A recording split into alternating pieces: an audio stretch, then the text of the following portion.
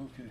Y'all, thank you very much. We have a lot of information. We'll try to get right to it. We'll start with, this is Josie McDaniel will be signing. Holly May is there watching. Chaplain Jeff Shealy, please.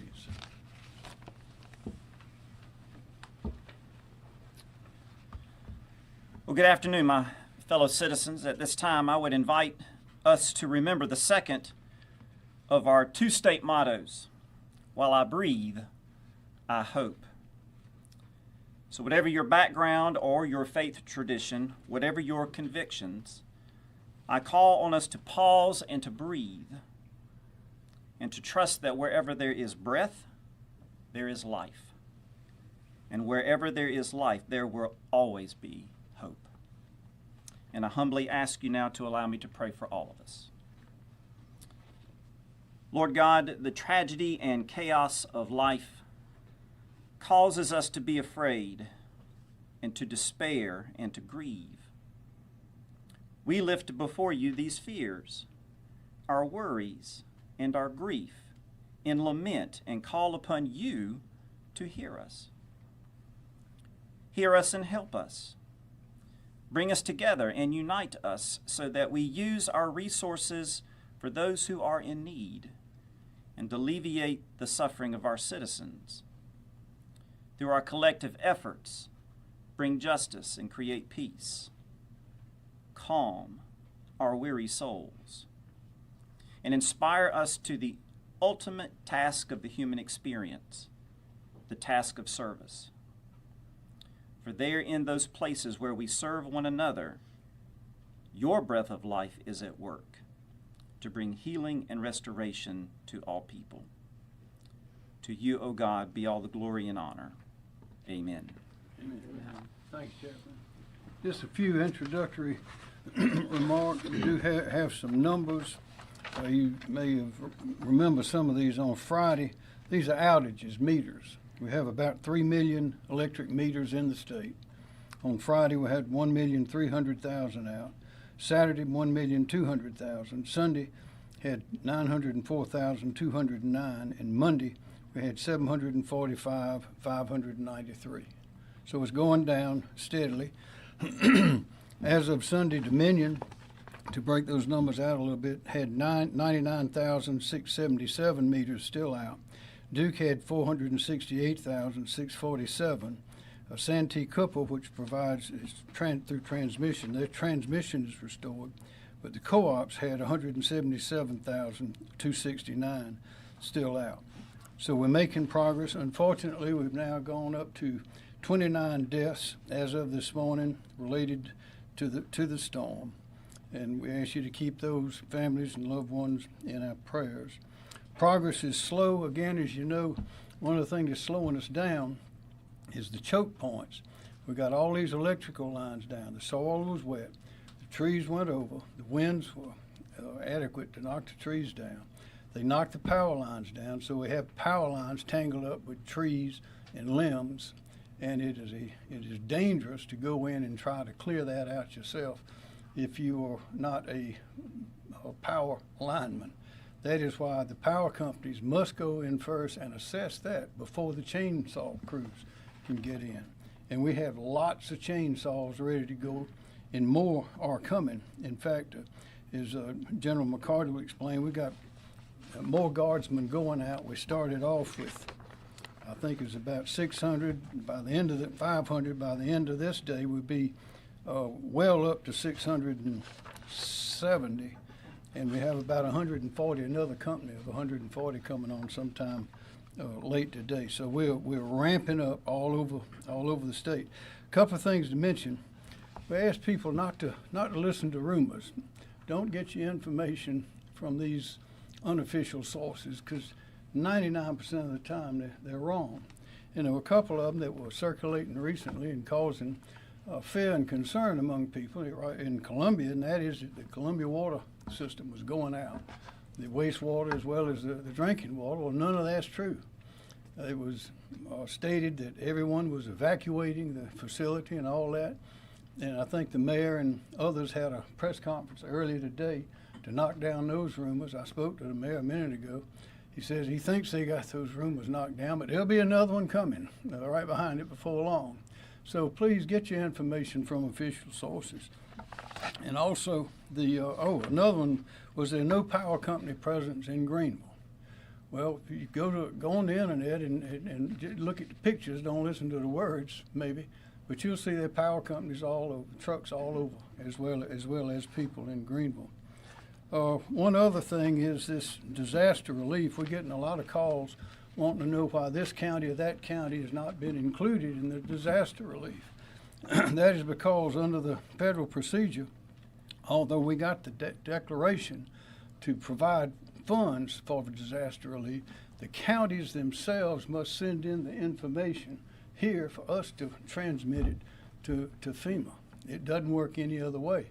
And if incorrect or fraudulent information is sent in, that is a federal crime. So we cannot send in information. Director Stinson can explain this again in more detail, but we can't send it in unless it is sent in to us. And it's got to be accurate. And most of the counties have not sent anything in to us to send in. So county officials, once you get the information, it takes a little while to assess the damages, but once we get that once you get that information, and then we have that information, we'll get it right in. Again, progress is slow due to that choke point that I mentioned. Still a good warning: don't go near those down lines. Don't take a chance. Don't put any sort of equipment in the house running. Don't have your generator going. We've had people die because of that, at least one. Also, we don't think that we're going to have any unusual flooding. We think that the flooding that we'll be having, some of the rivers have already crested and are going down. Others are still building up. In Columbia here, the Congaree will be, I don't think it's crested yet. Maybe it's about to crest. We'll hear about that in a minute. But we don't expect any downriver unusual water going up outside of the floodplain. Also, I mentioned the National Guard. We are fully conversant in dealing with FEMA. We got a call, I think I told you before, Deanie Criswell had called several days ago. President Biden called late yesterday afternoon, and we have embedded with us Brett Howard with FEMA.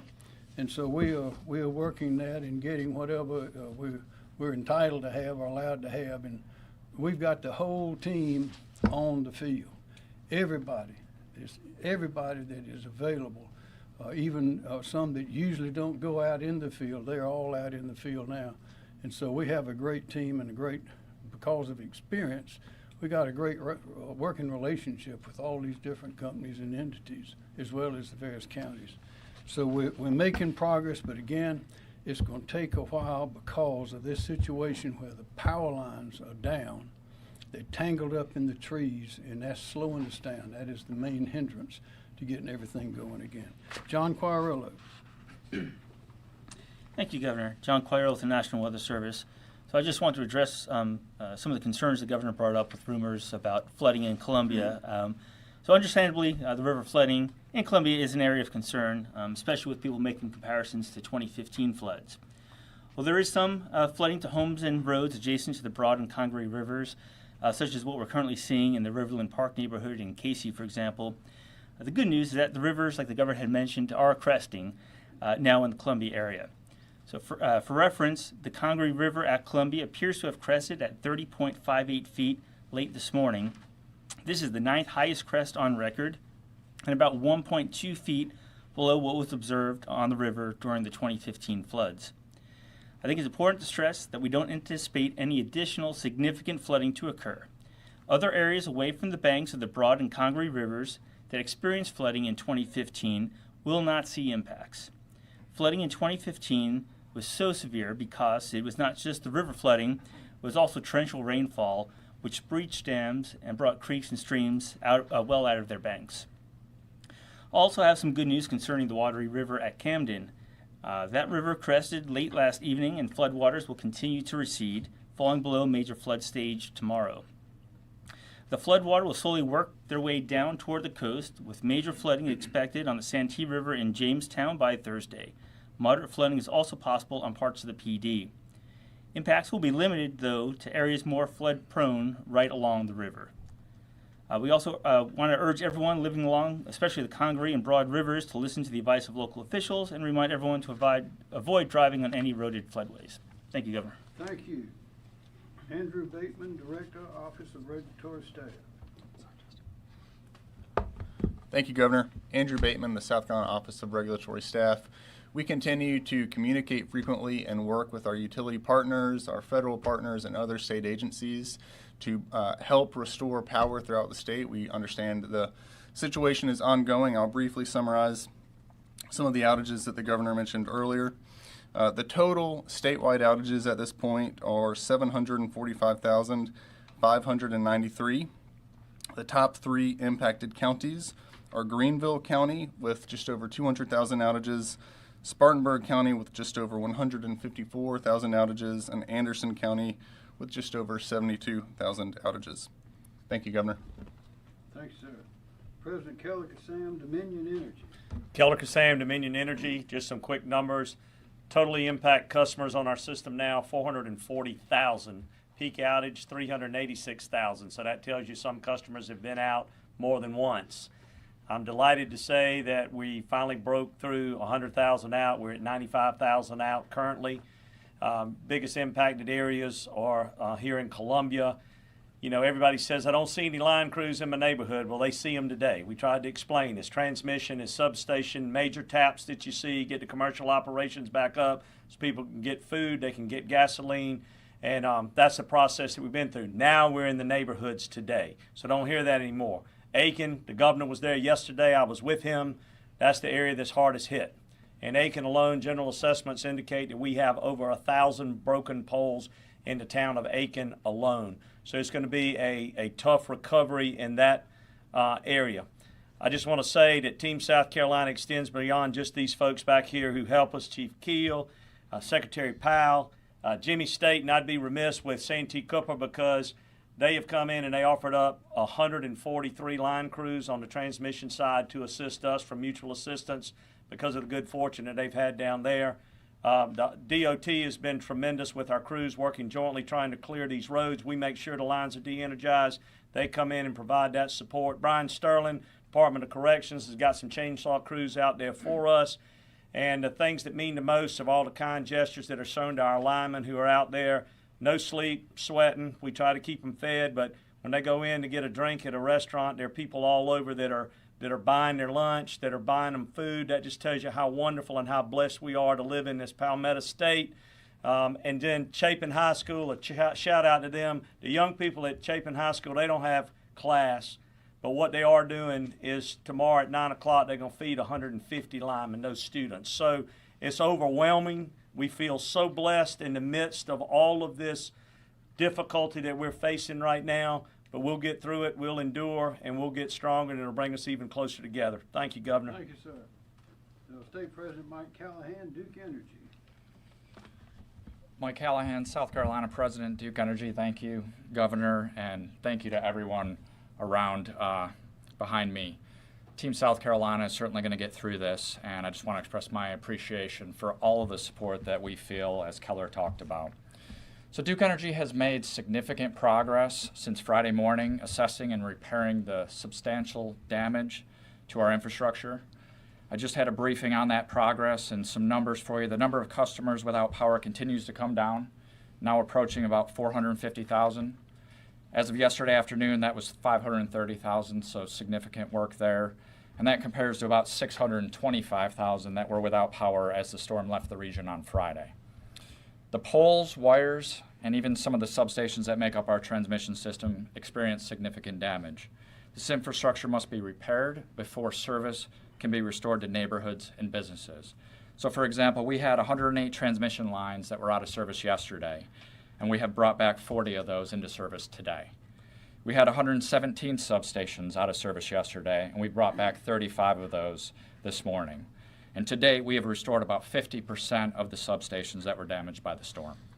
So the team is hard at work on rebuilding This infrastructure that really serves as the backbone of our system to take power that's generated at our plants and ultimately deliver it to our customers.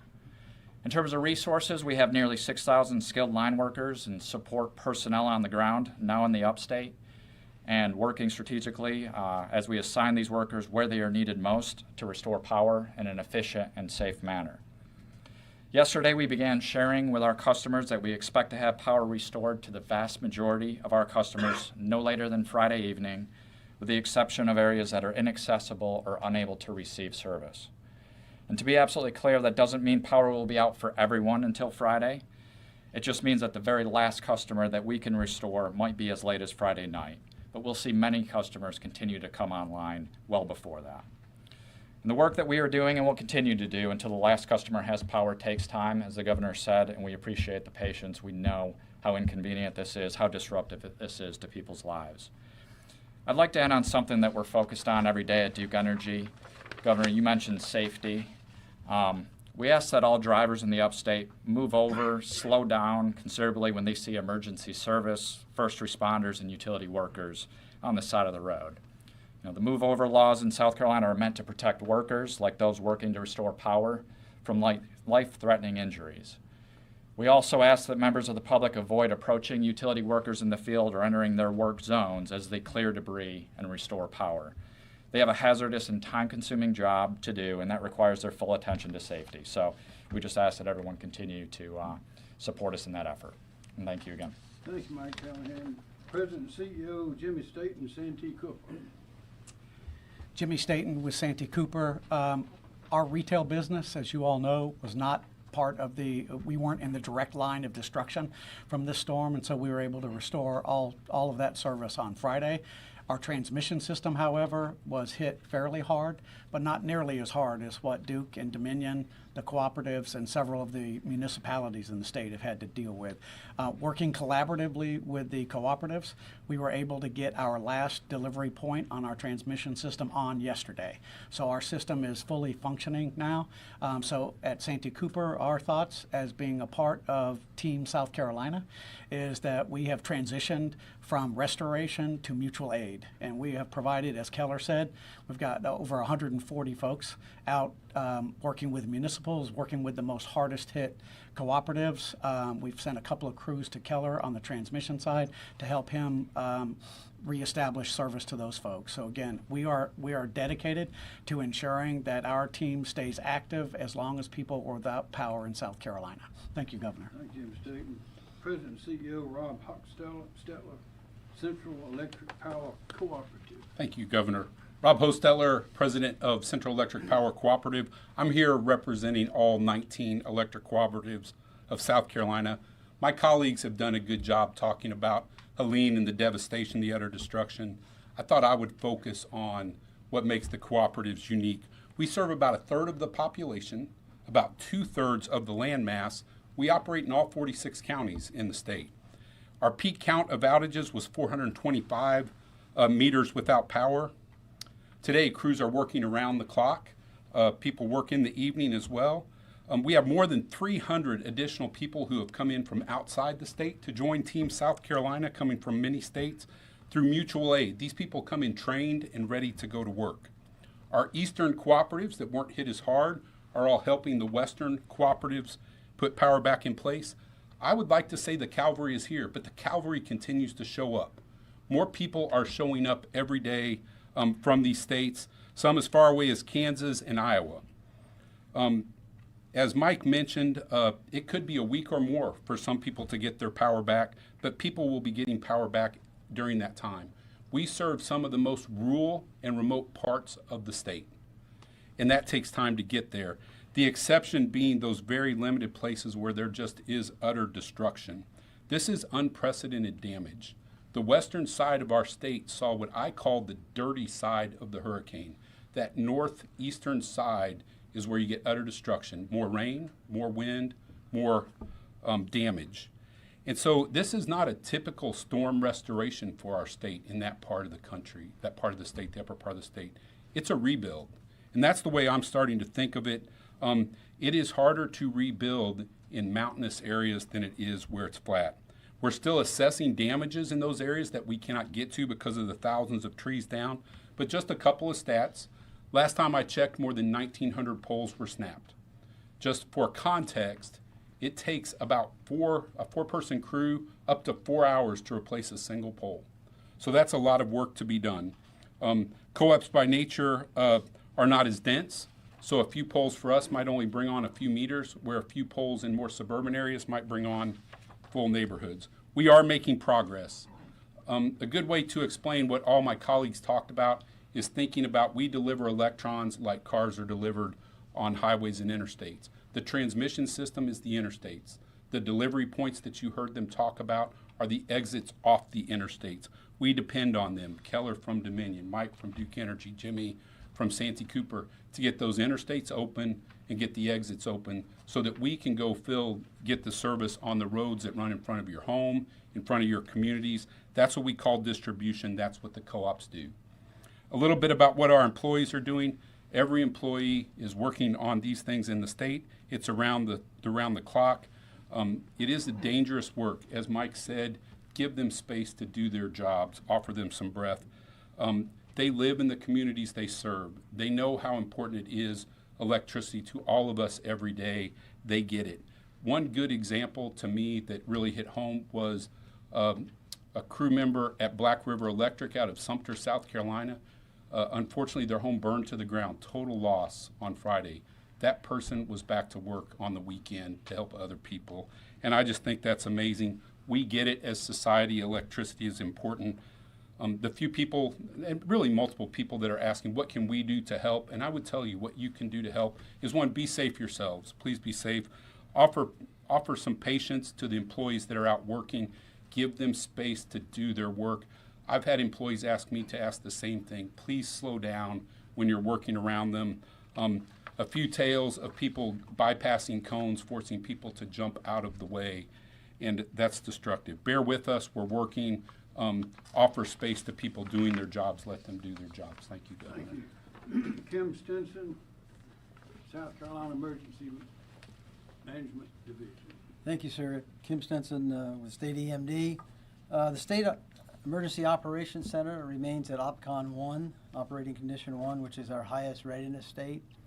The top State Emergency Operations Center priorities right now are maintaining communications, clearing roadways, power restoration, shelter operation, and food and water distribution.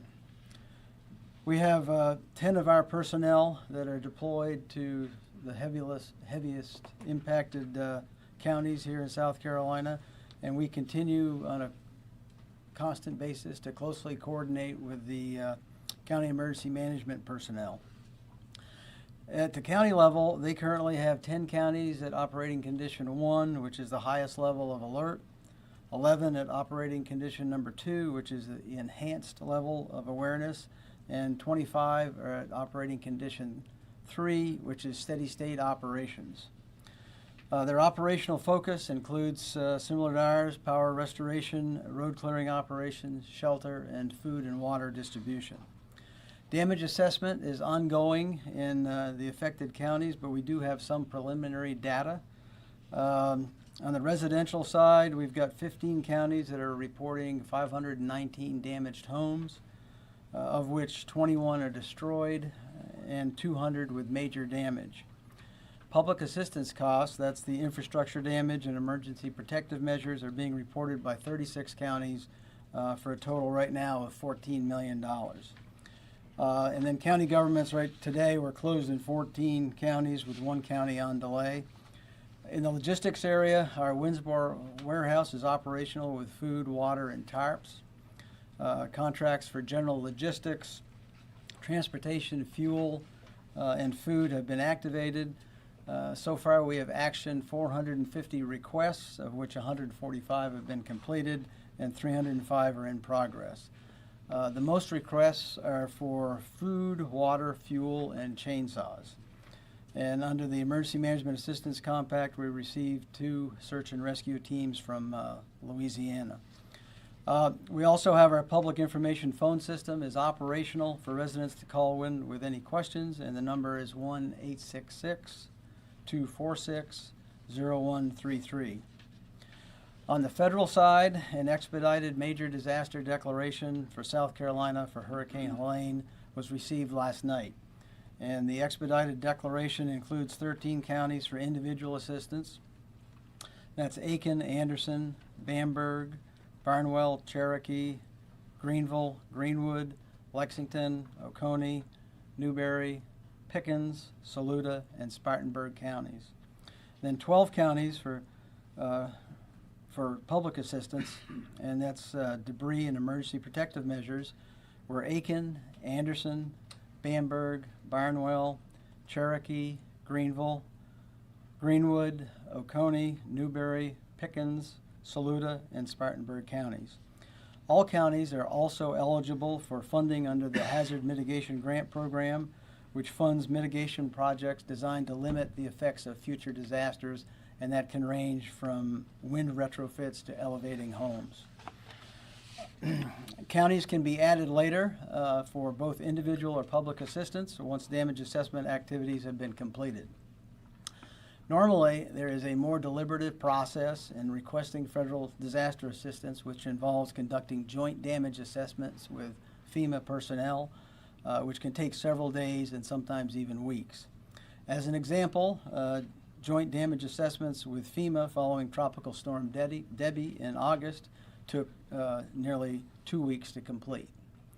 With Tropical Storm Helene, it was clear that there was significant damage, and so we thought it best to expedite the request to at least start the process to receive federal assistance faster than normal. Accordingly, the expedited request was based on residential damages reported here at the State Emergency Operations Center, storm-related fatalities, heavy power outages, and vulnerability of affected populations. And we do have a federal coordinating officer, Brett Howard, who is here to coordinate that federal assistance as it becomes available. Thank you, sir. Thank you. Major General Van McCarty, South Carolina National Guard. Thank you, Governor. Major General Van McCarty, the Military Department of South Carolina. As the Governor initially said, we have over 600 soldiers who are currently deployed for state active duty. We are in the process of bringing on additional personnel to ensure that we have the resources to meet the demands of the state. We continue to have significant aviation assets to support all needs, to include the SC Heart mission that has been uniquely used in this particular case. We, through the Emergency Management Assistance Compact, we EMAC'd 2 UH-72 helicopters and 2 CH-47 helicopters to North Carolina. 2 of those UH-72s are part of the SC Heart mission, the Helicopter Aquatic Rescue Team. They rescued 20 folks in North Carolina yesterday, so they made a difference. They saved lives. As we continue to bring on forces, we are also in the process of EMACing additional forces to South Carolina from the state of Florida. A unique EMAC for us, we're bringing in an Air Force but Air Guard resource from Florida. It's called a Red Horse unit. It's a small unit, but it brings a lot of capability as it relates to what we need right now, and that's debris clearing capability. So we look forward to having those soldiers or airmen from Florida tomorrow. We're also in the process of looking to other states to bring in additional resources, and we will adjust those resources as the situation requires. We're also working with our state guard, integrating them with missions for support to the counties. To this point, we have been focusing most of our missions with our engineers to support South Carolina Department of Transportation and ensuring that we can get the state highways back up. We're in the process now of shifting our focus of work from that mission, and we're going to now, focus our work to the counties. We're going to deploy engineering assets to each county. Those counties will have the opportunity through their emergency operations centers to prioritize their needs, and our soldiers there will help them recover as the situation requires. We're in good standing here in South Carolina. We have plenty of resources both in the South Carolina Guard, and we can certainly reach out to other states and to Title X to help us in the recovery process. Team South Carolina will get through this. Thank you. Thank you. General Secretary Justin Powell, Department of Transportation. Thank you, Governor. Justin Powell, Secretary of the South Carolina Department of Transportation. SCDOT is not slowing down, but is in fact speeding up with our recovery from the tropical storm Helene. Our workforce is fully engaged and continues its 24-hour operations in response to this. To date, we now have 87 additional DOT and contractor crews that have been moved into the affected area. That's up from 60 crews that were available yesterday. Continue to do that, and we will continue to send additional people and equipment into the affected areas until we get the job done. We ask for the public's patience through this disaster. I encourage motorists when they come across, whether it's a public works crew, a DOT crew, a utility crew, a public safety crew, a National Guard crew, any of those working on the side of the road, slow down, give them their space, make sure that they can do their jobs. We want everyone to get home at the end of the day. At present, we have 480 roads closed across the state, but we have reopened 287 routes so far. As power companies focus more on getting into the distribution side of things, we will be able to be reopening more routes as they untangle the power lines that are on the trees that are in the roads. SCDOT is working very closely with the utility providers and assisting them in clearing the trees and so we can get the power grid restored as quickly as possible. I do want to talk a little bit about the water levels on the Congaree and Wateree rivers.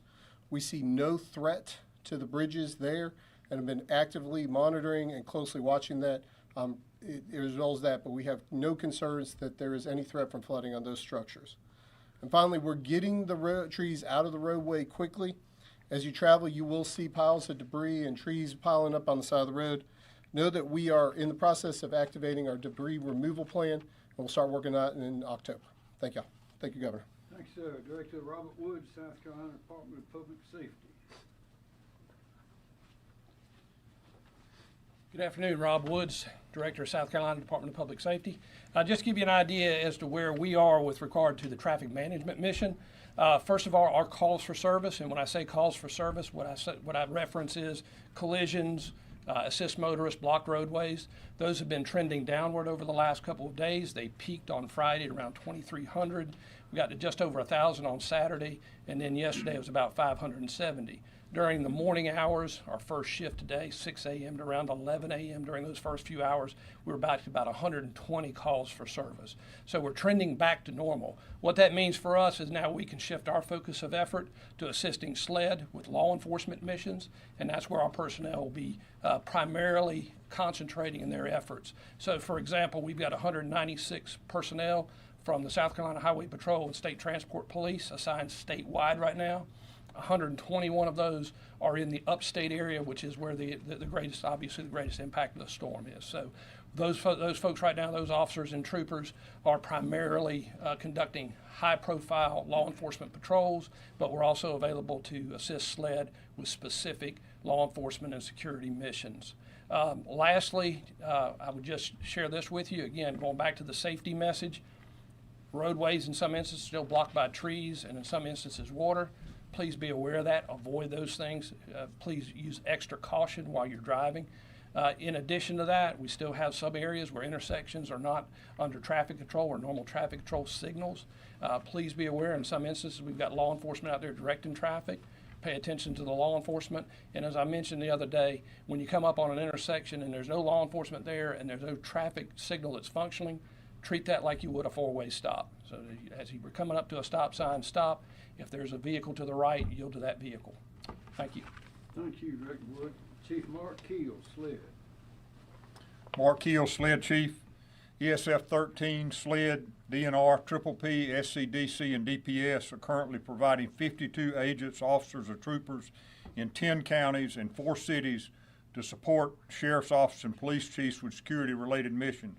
Those counties include Aiken, Cherokee, McCormick, Edgefield, Saluda, Lawrence, Union, Greenwood, Spartanburg, Kershaw counties, the city of North Augusta, Union, Greenwood, and the city of Pacolet. In addition, Conway Police Department has 5 officers that will begin assisting Union City tonight. They're in travel status as we speak. ESF 13, again, those agencies I just mentioned, those state agencies, we have staffed additional teams for deployment to additional counties to provide increased law enforcement presence to maintain order and visibility. we're anticipating using an additional 132 law enforcement officers. This will involve the counties of Abbeville County, Cherokee County, Allendale County, Anderson County, Barnwell County, Bamberg County, Edgefield County, Greenville County, Hampton County, Lawrence County, Lexington County, McCormick County, Newberry County, Oconee County, Pickens County, Union County, and Spartanburg County. We're also assisting with food drops and distribution locations to secure those resources until they are distributed out to the citizen. We have all our aviation assets are available for missions or assessments, and we will continue to maintain contact with our local law enforcement partners and respond to any requests they have for additional services. Thank you. Director Emily Farr, LLR. Thank you, Governor. Emily Farr with the Department of Labor, Licensing and Regulation, here to provide an update on the state's firefighting and search and rescue efforts organized through our Division of State Fire. In response to requests from the counties, our search and rescue and firefighting missions are continuing to support missions in the upstate counties with urban search and rescue teams and fire department resources through firefighter mobilization. As of today, we have 228 personnel assigned throughout the upstate. They are providing access to conduct welfare checks during our search operations. We also have one FEMA team that arrived from California last night, and they are operating in Greenville County today. We expect another FEMA team also from California arriving later today that will be operating in Oconee and Pickens counties. I did want to make note of some really important safety notes during this time. Anytime that we see power outages, there's always concerns about generator safety and using candles. So really important messages for those of you using generators or for your neighbors or friends that may be using them. Make sure never to run a generator inside of your home. If you're using a portable generator, having a battery operated or battery backup carbon monoxide alarms in your home if possible. The effects of carbon monoxide poisoning are dizziness, breathlessness, confusion, or loss of consciousness. Be sure not to overload the generator. Before refueling it, shut it down and allow it to cool, then refuel the generator. Try to keep it at least 20 feet from doors, windows, and vent openings into the home, and never use it in an attached garage. For candle safety, if you're using candles, be sure to check your smoke alarms to make sure they're operational. Consider using battery-operated flameless candles if you can, or of course flashlights. If you are using candles, be sure to put them in a sturdy candle holder and on a flat surface. And as always, do not leave open flame candles unattended. We're working really hard to push this message out as much as we can in partnership with EMD and others, but these are very important safety notes for all of our folks without power. Thank you, sir. Thank you, Director Farr. State Forester Scott Phillips. Good afternoon. The Forestry Commission is currently continues to support road clearing operations in the Piedmont of South Carolina. Our incident management team continues to support EMD's points of distribution mission, which is delivering food and water to affected areas within the state. The agency is also working on a damage assessment for South Carolina. We got airplanes in the air currently looking at what is the damage to our forest in South Carolina. We are implementing a state forester's burn ban effective tomorrow morning. So Tuesday, October 1st at 6 a.m. The purpose of that burn ban is to relieve strain on first responders that are currently out there working in the field. As the governor said a while ago, we need to keep all the players on the field out there. And so we don't need to be pulling away our firefighters from road clearing missions or emergency response to go to fires, debris fires in somebody's yard. We will reevaluate the need for that burn as power and access are restored into the damage affected areas. Thank you. Thanks, sir. Director Mike Leach, Department of Social Services. Thank you, Governor. Mike Leach, DSS. As of 2 p.m. today, South Carolina currently has 16 total shelters open, 10 general population shelters, and 6 medical needs shelters open across the state, supporting around 206 individuals. Currently, we continue to work with Department of Public Health with operation of these sites with Red Cross and a few other organizations. And we continue to work on feeding programs. We have a mass feeding sites currently available in the following areas: Aiken County, which is servicing Aiken, Edgefield, and Barnwell counties, Saluda County, and the southern part of Richland County, Gadsden area. And those are being operated by the Salvation Army. And just want to thank the communities and churches and businesses that are working with their local communities and the citizens to make sure that there is feeding and water. Thank you. Thank you. Dr. Edward Seymour, South Carolina Department of Public Health. Thank you, Governor. Good afternoon. Dr. Ed Simmons, South Carolina Department of Public Health. First, wanted to give an update on our healthcare facilities. Thanks to great work from our utility partners, all of our hospitals have had power restored and are fully operational and open, so that's very good news. We still have nursing homes and assisted livings and other facilities that are running on generator power. We are working closely with them. All of their patients are being well taken care of. They have adequate food and fuel, and we, again, are checking in on them regularly. From the medical needs standpoint, Director Leach mentioned that we have the medical needs shelters. Those are for people who have medical equipment and need a secure source of electricity to run that medical equipment. If you think you might be needing one of those, please call us at 1-855-472-3432. Again, 855-472-3432. We will work with you to identify what your needs are and then get you to one of our shelters if that's appropriate. I will also note we know there's a number of people who need medical oxygen, and that has been a challenge. We have secured a supply of medical oxygen, the small bottles, the personal size bottles of those, and are currently transporting that to the upstate in a number of different areas and working with our counties and the medical facilities up there to develop a distribution plan, and you'll be hearing more about that very soon. Finally, just a couple of public health issues to be thinking about. One is food safety. If you have food in a refrigerator or a freezer without power, it's time to throw it out. Please make sure you put it in a secure container so wild animals don't get into it, but that food is no longer safe and unfortunately needs to go. Also, please make sure that if you have standing water that you're able to drain, get rid of that. We're very concerned about mosquitoes and mosquito-borne illness after this storm. The less standing water we have, the less mosquitoes we will have. And finally, if you're working in your yard, you're working to clear debris, be careful of heat illness. The heat index is going to be in the mid-80s in the upstate the next several days. That's certainly hot enough if you're working hard to develop heat illness. Make sure you're drinking water, taking frequent breaks, and if you start to feel overheated, find a cool location to cool off so you don't succumb to heat illness, which can have serious outcomes. With that, sir, thank you very much. Thank you, Ed Seymour. Interim Director Myra Reese, South Carolina Department of Environmental Services. Thank you, Governor. Good afternoon, Myra Reese, Department of Environmental Services. The team at DES have been very laser focused on the following areas of responsibility and priorities, beginning with dams. Our dam safety program is not aware of any significant issues with our state regulated dams because of Helene.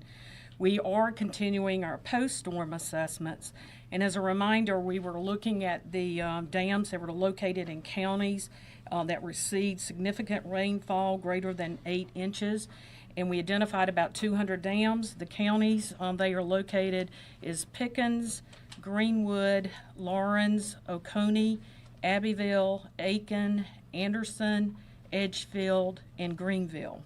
We have assessed the condition of about 104 dams. 45 of those we were able to get to the site and have staff assessments. The remaining 59 were self-reports from the dam owners. The concerns with overtopping of dams have greatly diminished.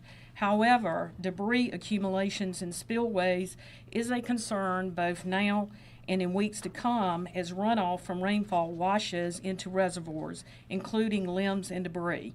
So this is a message to our dam owners. We're asking you to continue monitoring water levels and continue to ensure spillways are clear and free of debris. In addition, you should also monitor for voids in the dams created by fallen trees. If voids are noted or any assistance is needed for our dam owners, please contact our dam safety staff at 803-898-4050.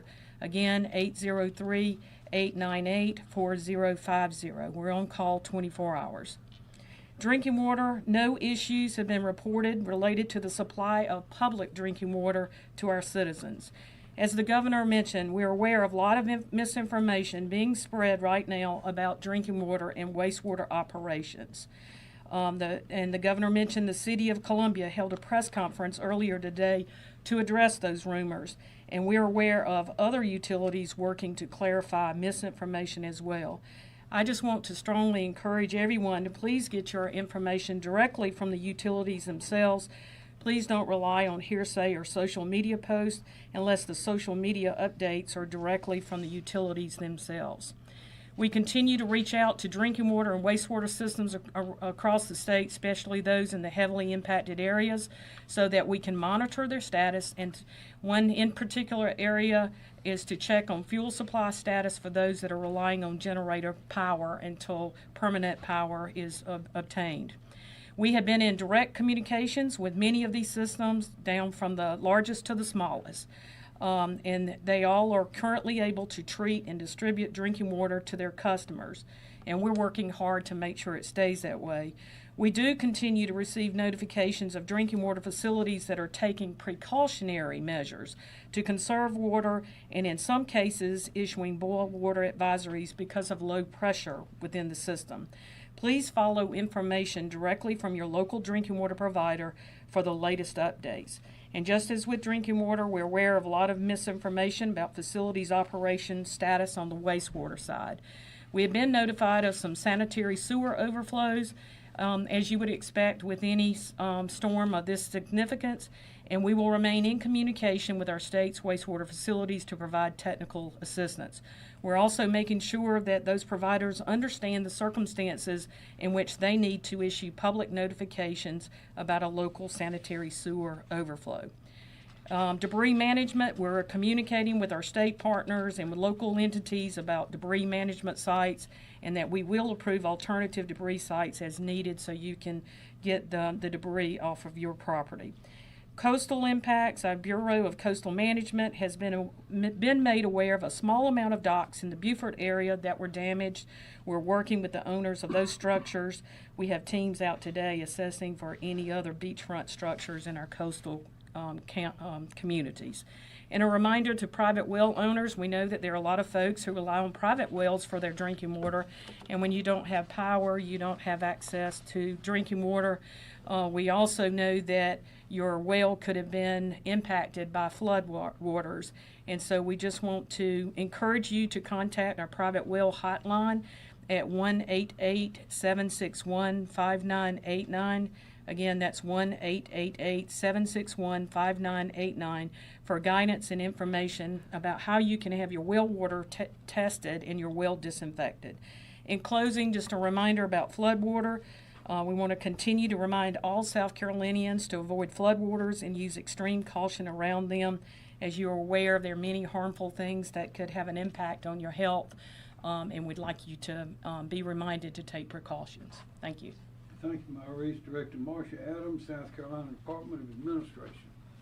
Yes, good afternoon. Marcia Adams, South Carolina Department of Administration. And I'm going to update you today on donated goods. And I first want to say thank you to all the citizens in the state and those outside of the state for their many offers of assistance. We're continuing to work with counties to determine their needs for donated goods and volunteers, and just want to thank everyone for what they are doing to help South Carolina. Because donations of products for disaster relief require transportation and warehousing, the most effective donation is usually a monetary donation. Charitable organizations assisting South Carolina victims can use those donations to purchase locally, if possible, the exact items those victims need to recover. We are requesting that all monetary donations, food, or other donated goods be sent directly to South Carolina voluntary organizations who are assisting our state with a disaster response. A list of those organizations can be found at scemd.org gov/recovery/volunteer and donate. For people interested in volunteering, you can also visit that same website where there is a link to volunteersc.org to register to volunteer. Many volunteer opportunities require specialized training, and we want to ensure that all volunteers are safe during the response and recovery activities. Please do not self-deploy, as unexpectedly showing up at a location will create an additional burden for first responders. As public officials and disaster relief organizations identify specific needs, if you are registered, you will be contacted. Again, thank you for all of the offers for assistance. Thank you, Governor. Thank you, Mel. Well, that's a lot of information. Does anybody have a question? As you can see, we've got a great team. Team South Carolina's a great team. Governor? Yes, sir. So on Wednesday evening, about 6:50, the National Weather Service in Columbia issued advisory that we're going to get tropical storm winds here in the Midlands, indicating we're going to get some stronger winds further west. But you still didn't do any kind of media briefing ahead of that on Thursday. Why not do any media briefing on Thursday when you have some people saying they feel like they had a chance to get prepared for the storm? First of all, we did issue the declaration on Wednesday, emergency declaration. It got a lot of publicity and a lot of information, and also we had a number of press events around the state at which these questions came up, and we recited all that at those. I actually have a question for the utilities. I know that there's been a lot of grid resiliency work done ahead of the storm, and as this came in, we saw more damage done to some of the high voltage transmission lines. Was just wondering, what we actually knew about the vulnerability of the system heading into this, how this impacts ongoing work to improve that. Well, we always say we work 365 days to prepare for this, and that includes vegetation management. The transmission lines that you speak of is regulated by the Federal Energy Regulatory Commission, the same folks that regulate Lake Murray. And we clear those lines from one side of that right-of-way to another.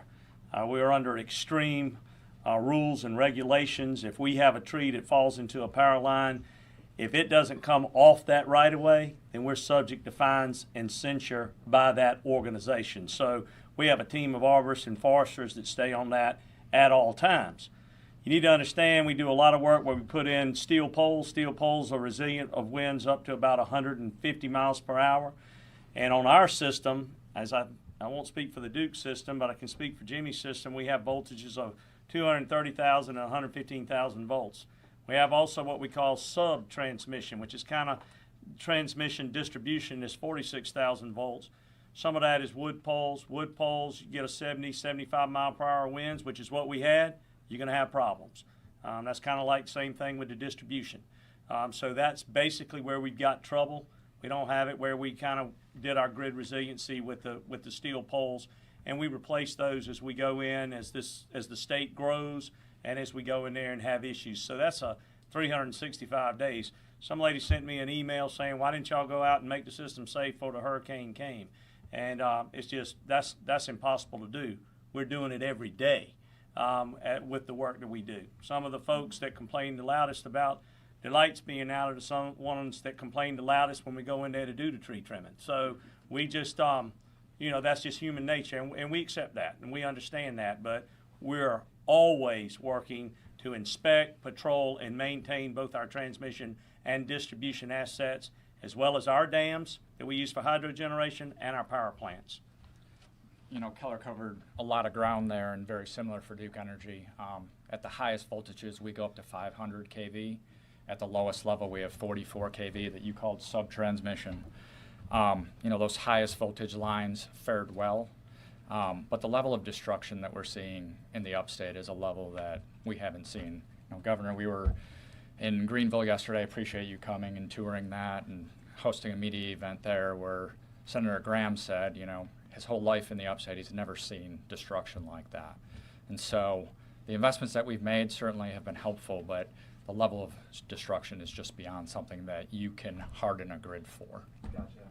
And I know that you mentioned that this work has been ongoing, that you guys are hamstrung by a lot. Did you anticipate that something like this could have happened ahead of time? I was just kind of curious as far as hindsight being 20/20, obviously, but. Yeah, I mean, there's always preparation for any kind of natural disaster. You know, it's interesting in the upstate, what I usually lose sleep over and think about most is an ice storm. We've had those before that cause this level of destruction, and so we do what we can to build infrastructure. You know, some of our system is underground, some of it is not, obviously. We have a system that's been built up over many decades, but we'll continue to evaluate and learn as we will from this storm. Yes. Governor, you mentioned that you spoke with President Biden yesterday. Well, I didn't speak with him. His message was one of a number. Okay, and what specifically are the feds providing for? That's what we just talking about. Yeah. He referred to that the declaration and how FEMA has been working with us, and I had spoken with Dina Criswell, the FEMA administrator, a day or two prior to that. He left a message. I was busy, couldn't answer the phone, so I called him back and left a message for him. So I expect we probably talked before long, but he's good about staying in touch. And FEMA's always been a big help.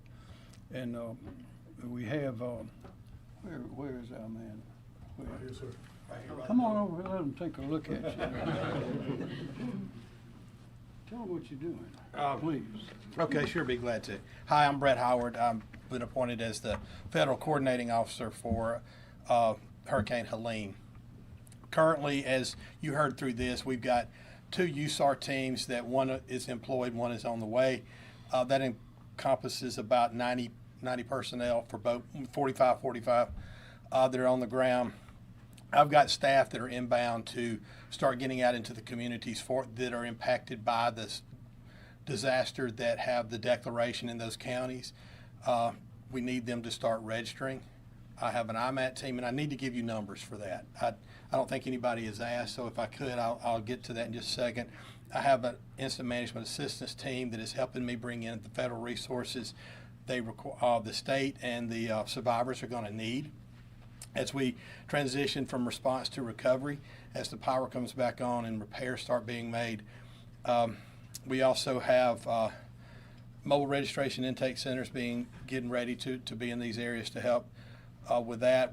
We're helping with public health on oxygen bottles, anything that the state really requires and needs if they can't really through their robust contracting system. And many of you were here during Debbie, and I talked at length about the state and their preparedness, and you have heard from all of the governor's staff about how well they do and how many contracts they have in place. But I do want to make sure we get this message out to the survivors, and also my thoughts and FEMA's thoughts and prayers are with those that lost loved ones in this, and also those that have lost homes and property in this too. So there's 3 ways to really get in touch with FEMA. If you're in one of those declared counties, the web is disasterassistance.gov. You can call the 1-800 number, 1-800-621-3362, 1-800-621-FEMA, or you can use the FEMA app on your phone, either iPhone or Android. The easiest and most efficient way to do it is on the web. That will get you registered really quick. There's no waiting on a phone call or anything like that.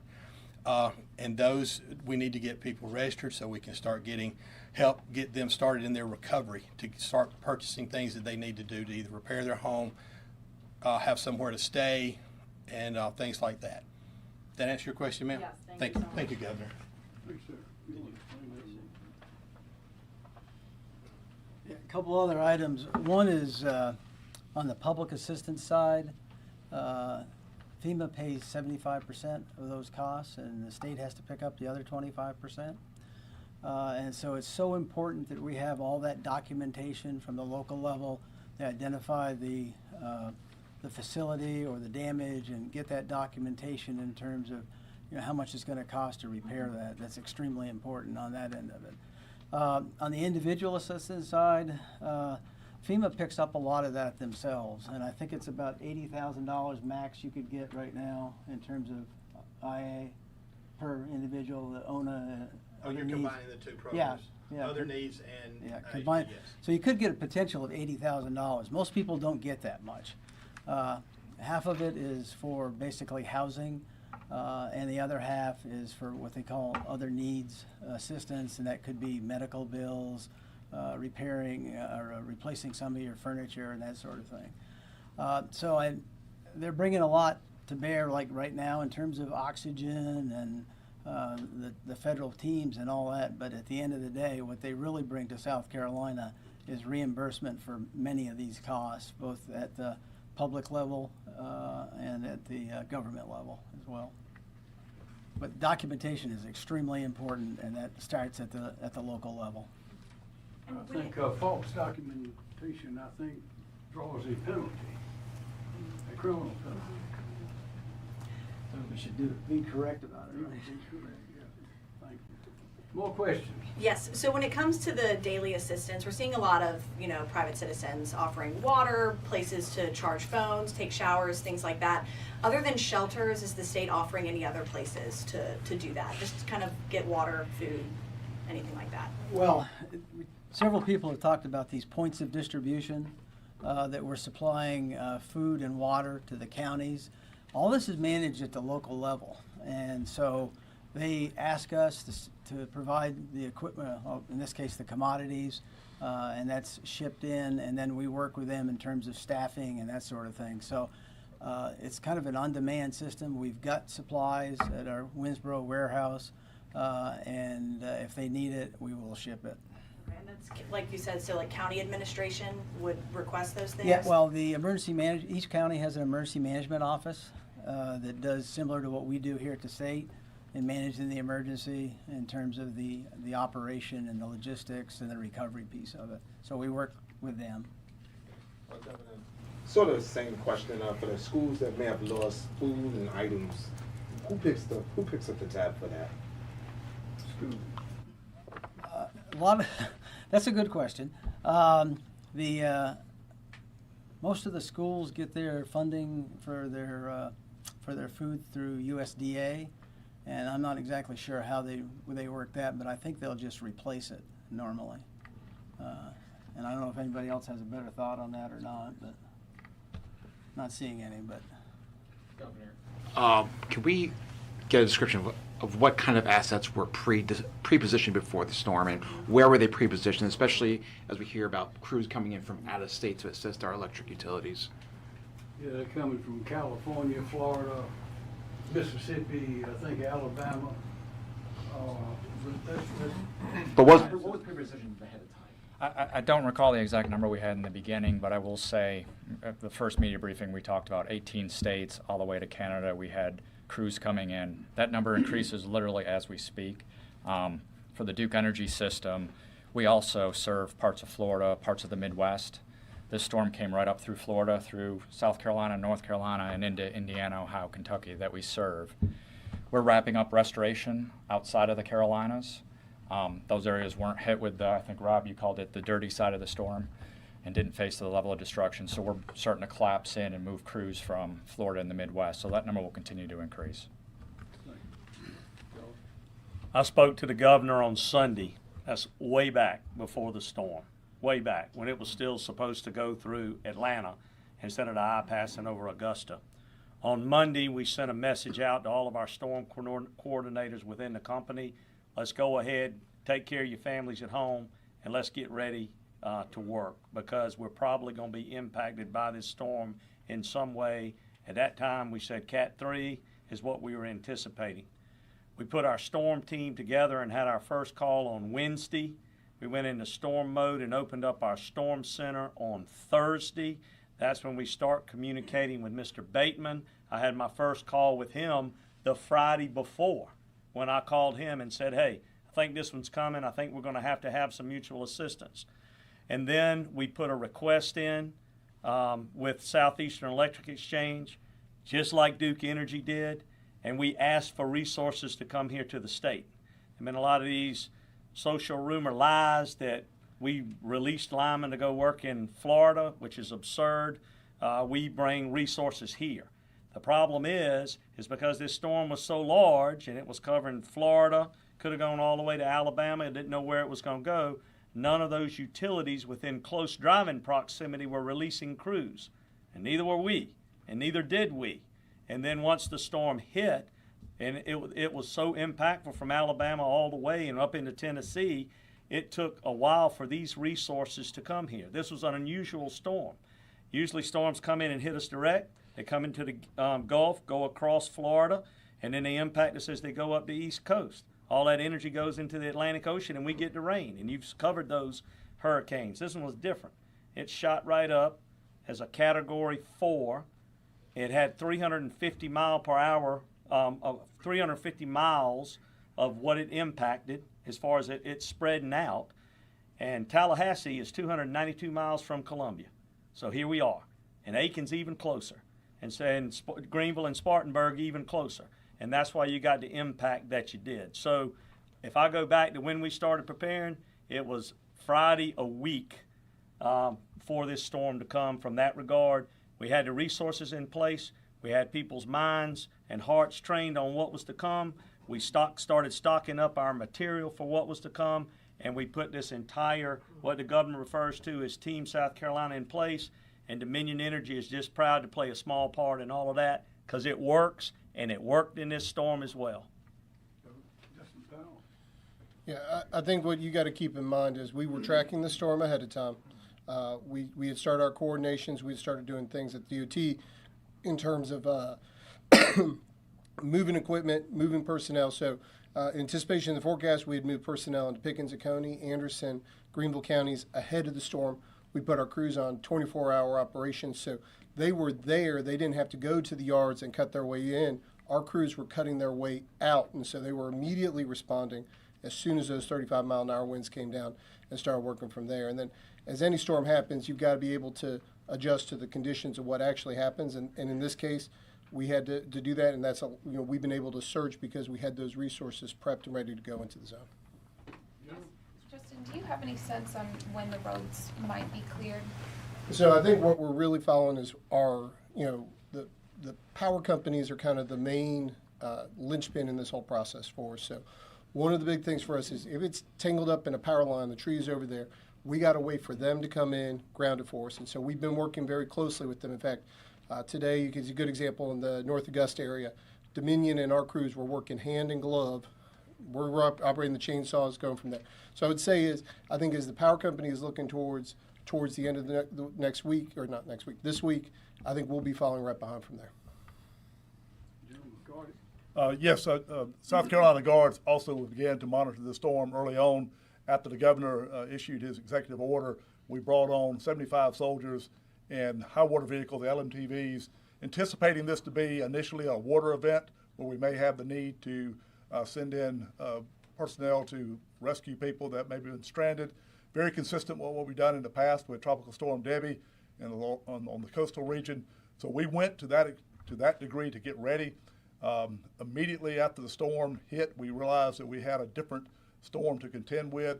We had already brought in our engineers that are in the headquarters at the 122nd Infantry Battalion in Edgefield immediately began to do what we call immediate response. They had to be able to dig themselves out so they could begin to poise themselves for the missions that they have been conducting now since then. So we leaned ahead, but the storm, as you've already heard, was a lot more impactful than what we had initially anticipated, but it was a planning process based upon what we knew that we enacted upon. Do we have any idea about cell phone towers and how many of those are down, and if that's just power related or if some of these towers need to be rebuilt? Any telecom information here? No, Andrew Bateman, Office of Regulatory Staff. I do not know how many cell phone towers are down. That's something I can look into and get that information to you, though. Marcia Adams, South Carolina Department of Administration. I don't know the number of towers, but I do know the percentage of cell phone outages statewide is 13% today. That's down from 18% yesterday, with the highest concentration of those outages in Abbeville, McCormick, and Lawrence counties. Are we seeing any gas shortages anywhere, and if so, in what counties? Hey, thank you. Andrew Bateman, ORS. We've been in frequent communication with gas suppliers throughout the state. Our contact at Colonial Pipeline tells us that there is not a gas shortage. There are some stations that are out of power currently. I think right now probably a good resource for folks to use would be gasbuddy.com. You can download the app or get on the website, and it'll indicate to you which gas stations are open and actually indicate the prices. Governor, Clemson's widely criticized for playing their game on Saturday. What do you think they should have done? That is a good question for Clemson. Any more? So, I mean, another hindsight question. Like you all have been saying, this storm took a different path than a lot of storms. Looking back on this with what we know now, is there anything that the state would have done differently? Or what have you learned from this? One thing we've learned is that it'd be nice to have a lot of power lines buried, but that is expensive. Another thing we've learned is that this is Mother Nature that came in this time, but Mother Nature is not an enemy. But we do have enemies. This country has enemies around the world. And this has demonstrated how interconnected and how fragile our system really is. So we need to be sure to harden that as well. But we always plan for the worst case scenario because you never know what's going to happen. And that's as you've heard, that's what we did this time. Sometimes we're lucky and the storm will go someplace that was not predicted.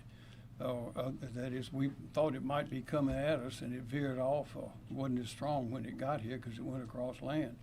But other times there are things that were not predicted, like some of the flooding in 2015 and the dams breaking. That was not predicted, but it certainly happened. I don't know if Hugo was predicted to be as strong as it was, but it certainly was very, very strong. But again, we anticipate the worst and hope for the best, and sometimes the main predictors are out in Colorado. I think the University of Colorado, is that where it is? Yes, and they I mean, that's Colorado State. Yes, sir. You can see their predictions. I mean, it looks like a plate of spaghetti sometimes with all these different routes. And so we watch all that and try to make the right decision. But generally, what we urge people to do, I'm getting back to part of another question, is get your information from official sources, because there's so many rumors. Some of them we addressed today. There'll be more coming around tomorrow. But your TV stations, your established TV stations, for example, those are good sources of information. And in this case, they were wall to wall watching this storm and trying to anticipate where it was going. So that's the good kind of information to watch. And also the Department of the Emergency Management Division has a brochure that's given out at what grocery stores is it? Where is it? Yeah. The hurricane guide? Yeah. Yeah, Kim Stenson, State EMD. Yeah, the hurricane guide is widely distributed. It's on our website at scemd.org. It's on our emergency manager app that you can download, and it's available at welcome centers and Walgreens and coastal DMVs. And it is an excellent source of what to do if this, that, or the other happens. And we got them at the house. I urge everybody to get a copy of that. It's good. 2 more questions if you'll have them. When it comes to, you mentioned burying power lines. Is that something, do you see more talks about that infrastructure change happening in the future? Yes, Lindsey Graham brought it up yesterday in lessons learned. There's some other states, I think, that are municipalities that have thought of that. Some of them are doing it. It's very expensive depending on where you are. But we've been trying to get some buried in downtown Columbia, but very expensive. Maybe this may help a little bit. But in some states, they, again, in thinking ahead, lessons learned, some states, I think Florida, to get a building permit, if you're a gas station or something like that, you have to have a generator, have to have generator power. For cases like this, you can see if we, and usually the private market will take care of that, because people want customers to come in if they know that the gas station will be pumping, and that's a good thing. But that's something that I think some of the businesses might want to consider as well. They require it by law in Florida. I don't know if we'll do that here, but it'd be a good thing to do. Last question. Roughly how many miles of line do we have there above ground? Wouldn't you know, Joe would ask. That's a good question. For Dominion Energy, 3,500 miles of transmission, 26,000 miles of distribution. And I will say about the undergrounding, it's expensive. It is expensive.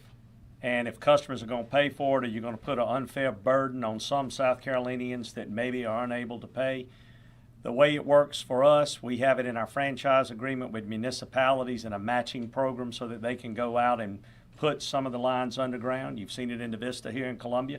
You've seen it going up towards Columbia College up North Main. And it's been put to use. Go down and look behind the Capitol on South Main. It's another example of it. And it works from that standpoint. I will also say that you'll go out there and the people whose lights will come on the last will be people with underground power where the tree roots have uprooted that underground cable and has it in the air, and you'll see it. Or where the tree has come down on top of a switchgear or a pad-mounted transformer. So you always, as the governor said, you just got to take it in balance and see where are the best places, how you can distribute it, and how you can best pay for it.